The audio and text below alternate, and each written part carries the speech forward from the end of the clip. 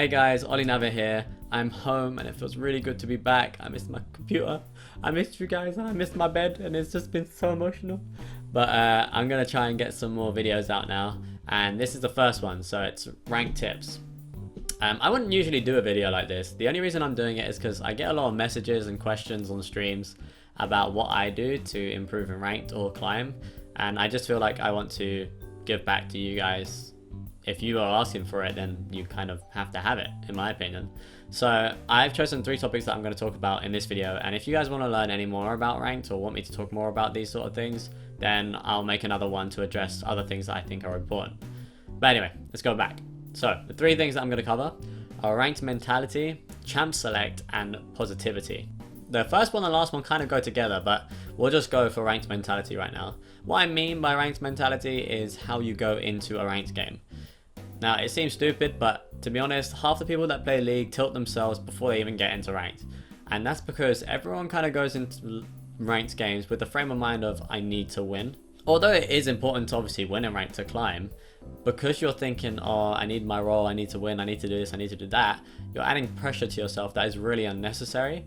And by adding pressure to yourself, you're pretty much putting yourself on tilt. Now, what I mean by that is, the more pressure you have on yourself, the more likely, in most cases, you are going to do something wrong. And as soon as you make one mistake in ranked, it leads to a series of mistakes in ranked. If you're like me, that is definitely the case. I used to go into ranked and be really stressed and pressured and be like, I need points, I need LP, I need to climb, I need to get to promos, da da da. And then when I get into game, if I made one mistake, like, I don't know, mistiming a jump or an escape and getting hit by a skill shot that I shouldn't got hit by, I realize this and it sticks with me. So my mistakes I very much am aware of, and it starts to make me tilt more and more. I start making more and more mistakes during the game. So what I would say is, to improve your ranked mentality, try and go into ranked with a more open perspective on it as a whole. A more kind of relaxed judgment on how things will go. Now, it's easier said than done, and I understand that, but honestly, if you go into ranked and treat it a bit more like casually, it's kind of casually, that's really poor.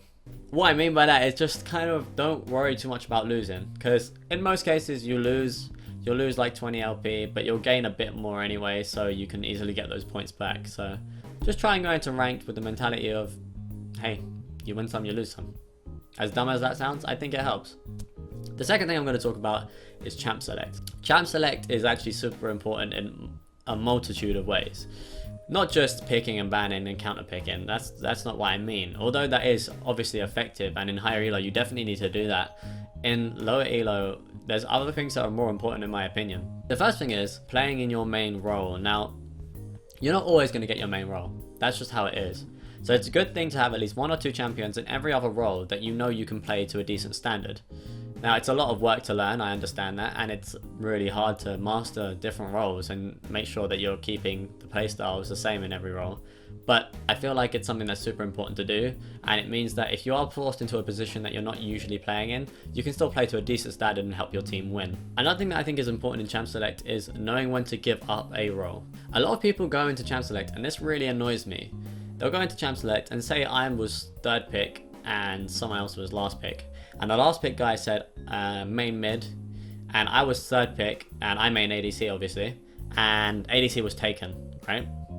And the last roles that I could take were top, mid, or support. There is right of pick, and I could take any of those roles. But what's the point of me taking mid when I'm not a mid main, and that guy is? You're more likely to win if you give people the positions they're best at. And if you've already lost the position you're best at, you might as well play a position where you're not going to impact the game as much in a negative way.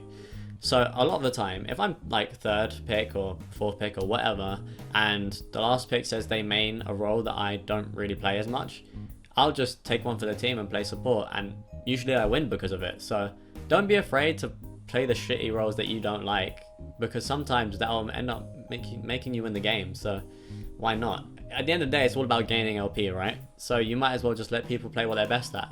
Now, that doesn't always work, and sometimes people will just try and call roles because they just don't want to play support either. So it can go wrong, but I'd say don't be afraid to give up your role. Now, the third thing and the last thing I'm going to talk about is being positive. Now, I mean this in so many ways. The first way is obviously linking to rank mentality, going into ranked and thinking, I can do this, this is going to be good, I'm the best, you know, being kind of cocky, because that'll mean you'll make plays that are a bit more ambitious and rewarding in most cases. The second way I mean is in-game being positive in general. Now that means, say your team gets first blood, just typing in chat good job to the person who got first blood usually really helps them, because you're then forcing them to be confident and they're going to come out of their shell and probably bring out the best player they have inside of them. Now in some cases it can make people too confident and can end up throwing the game. This is true, but that's in very minimal cases. So what I'd say to you is definitely just talk to your team, communicate with your team and tell them that they're doing well. And when they make a mistake, don't dog on them for it. Try and like take off the pressure, because they know they've made a mistake, and like shouting at them or calling them a whore is not going to make them feel any better or make them not make the mistakes in the future. Say you go for a dragon call, you guys get dragon, you take 3 people out and you get mid turret. Be like, good job team, that was really good, let's back and buy, you know, try and be a leader. A lot of the time there's no leaders in ranked, so you need to be that kind of positive leader that keeps everyone off tilt, shall we say. The last thing I say on the subject of being positive is, if you're doing bad, try and keep positive. Now that sounds really stupid and it sounds like it doesn't make sense, but what I mean by that is, say if I went 0-3 in lane but my team is still doing okay, then all I need to do is try and farm and be careful, you know?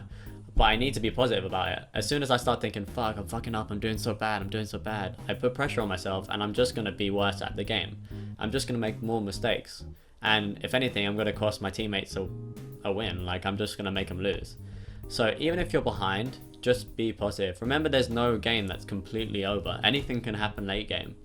So try and keep yourself in a frame of mind where you know you can do something. You know that your teammates can carry you through the early game and you can do something and be relevant mid to late game. That's all I'm going to do for this video. It's already going to be like a 7-minute video, so I'm sorry about that, guys.